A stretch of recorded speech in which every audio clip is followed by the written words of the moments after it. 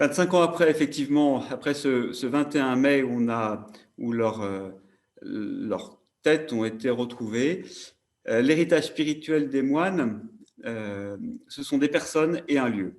Voilà, les personnes, c'est ce qu'elles ont vécu, c'est ce qu'elles ont laissé.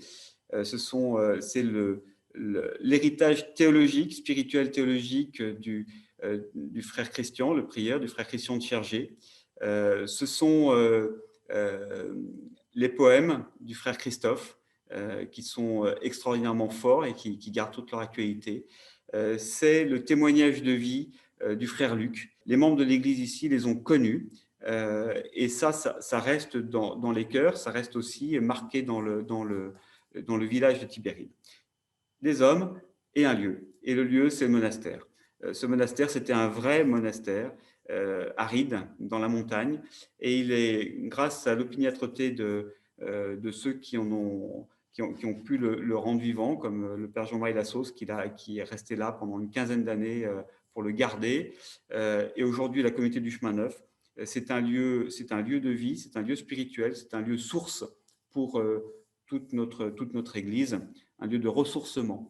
Et comme par hasard, Tibérine, ça veut dire le jardin, et la force le trésor de ce lieu, c'était sa source. Par exemple, c'est chaque année le lieu de notre retraite des prêtres des 4 diocèses, et on sent bien que c'est important pour nous de nous retrouver ensemble et en ce lieu.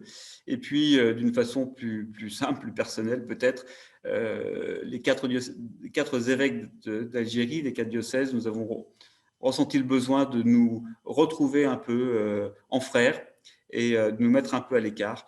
Et ça sera à la fin du mois de juin, et ce sera à Tibérine, parce que c'est le lieu d'évidence pour vivre ces moments de fraternité et de prière ensemble.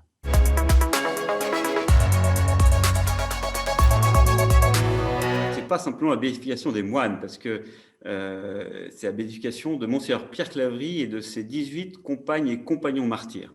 L'Église avait tenu à ce qu'il y ait une seule béatification, une seule cause en béatification pour les 19 ensemble. Donc, pas seulement les moines, pas seulement Monseigneur Pierre Claverie, mais les 19 membres de l'Église, prêtres religieux et religieuses, qui ont trouvé la mort entre le 8 mai 1994 et le 1er août 1996.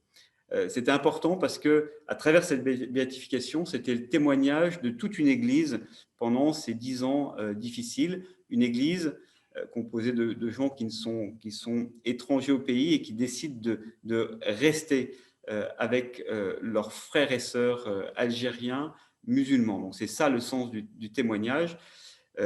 Cette béatification, elle n'allait pas de soi, parce que nous souhaitions la célébrer en Algérie, et ça a été à Oran, au sanctuaire Notre-Dame de Santa Cruz. Il était difficile de la faire comprendre, et elle a été un événement de fraternisation. Donc nous avons réussi, je crois, à la vivre ensemble, chrétiens et musulmans, et à ce qu'il soit compris que le témoignage qui était présenté à l'Église universelle à travers cette béatification des 19, dont les moines de Tibérine, était un témoignage d'une fraternité offerte jusqu'au bout, sans repentance, jusqu'au don de la vie. Et nous sommes heureux de sentir que ça a été perçu et qu'on a pu le vivre ensemble.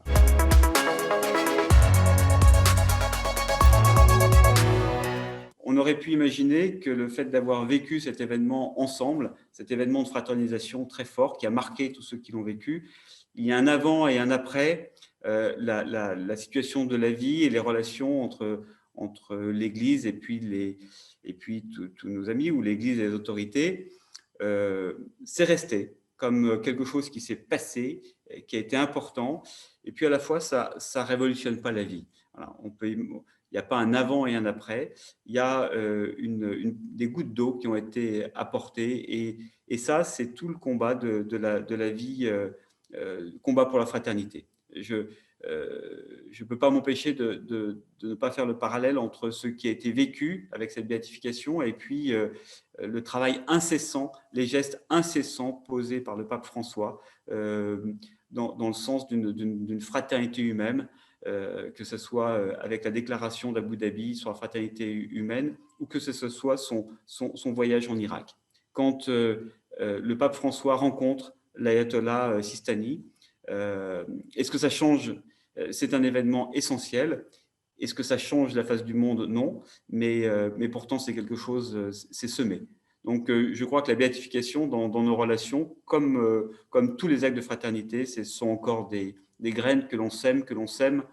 On voit parfois des petits résultats, mais évidemment, c'est pas un changement radical du jour au lendemain. J'espère que le voyage du pape aura été, par exemple, en Irak, un changement radical. J'en suis pas sûr. Et pourtant, quelque chose aura changé dans les cœurs et c'est comme ça qu'on avance ici, hein, par petits pas. On est des porteurs de quelques gouttes d'eau, mais elles sont importantes.